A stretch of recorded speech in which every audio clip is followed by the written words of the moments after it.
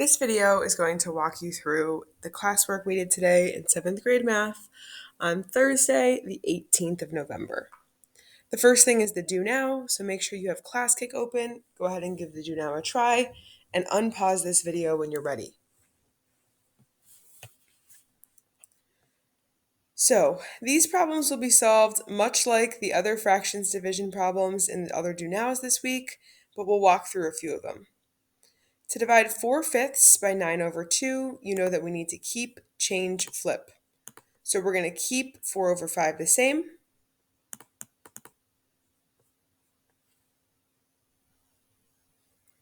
We're going to change our division symbol to a multiplication symbol, and we're going to flip 2/9 to its reciprocal.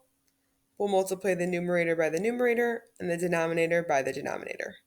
8/45. In question 2, we have the same exact steps, except we first need to change 5 1/3 into a improper fraction. Remember that to change numbers into improper fractions, we have 3 steps. First, we need to multiply the whole number by the denominator. Second, we need to add the numerator to the product. And third is our denominator stays the same. So I know that 5 times 3 is 15. I'm going to add that to my numerator, which is 1, and my denominator stays the same. So 5 1/3 is the same thing as 16/3. Then I'm simply going to flip my division to a multiplication.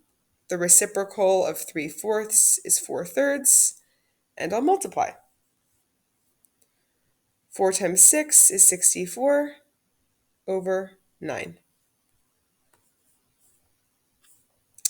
In question 3, we have a whole number, but it shouldn't cause us too much trouble because remember, the whole number is the one that's staying the same. And so, since 12 stays the same, we know that we simply need to switch our division symbol to a multiplication. And we'll find the reciprocal of our divisor. And we multiply our whole number times our numerator because that's how we multiply whole numbers times fractions. We end up with 60/4. 60 divided by 4 is 15. And in the last question, we've got 12/5 divided by 1/3. This is a simple keep, change, flip. 12 stays the same. Change division to multiplication. Flip 3/1, and we end up with 36/5.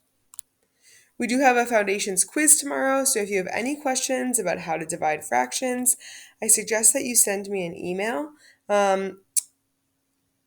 so that we can go over it. Today's learning target is I can write a graph to represent a proportional relationship based on a graph or table.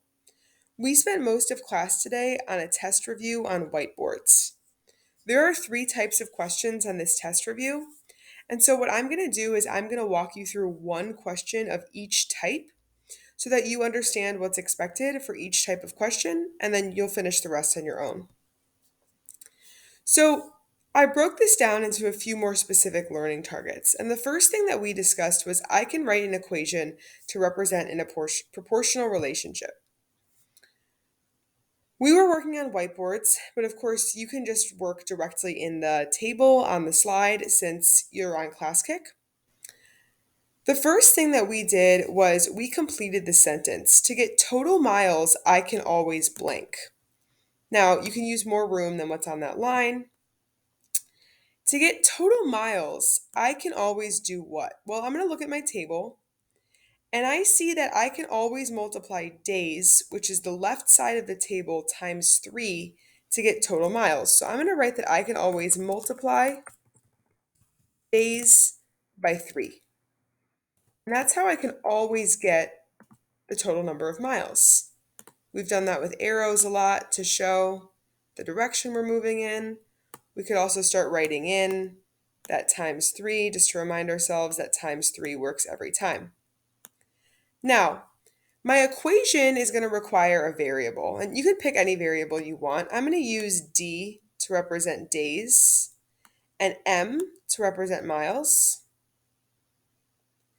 And so my equation is 3d equals m.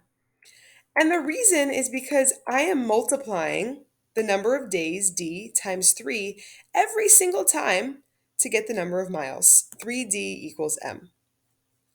The bonus says to write the equation in the other direction. And we know that if we're moving from miles to days instead of days to miles, instead of multiplying by 3, I need to multiply by the reciprocal of 3.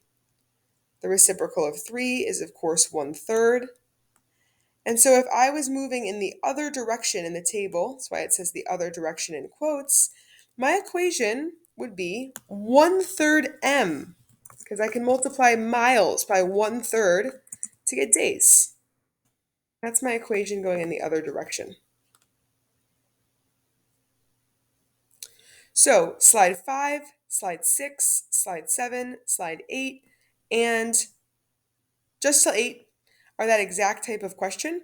Go ahead and answer up to slide 8, and then come back for an introduction to the next topic. Okay, so you should have answered slides 1 through 8. Our next topic was deciding whether an equation represents a proportional relationship. And so we just looked at equations and decided whether they were proportional. But here's the trick. If you're thinking about whether or not an equation is proportional, it can be really helpful to write out a ratio table with x, y, right? So if x was 1, I know that I'm multiplying x times 4, that's what this says, to get y. Y would be 4. If x is 2, I'd be multiplying x times 2 to get 8. If it was, or x times 4 to get 8. If it was 3, I would multiply 3 times 4 to get 12. And so I can see that I have that consistent pattern. Now notice that in this ratio table, I can always just multiply x times 4 to get y.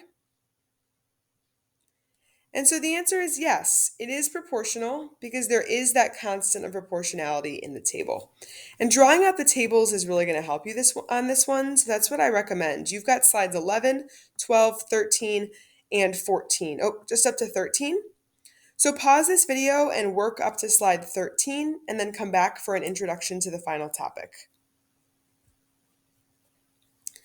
The final learning target is I can identify the constant of proportionality in a graph.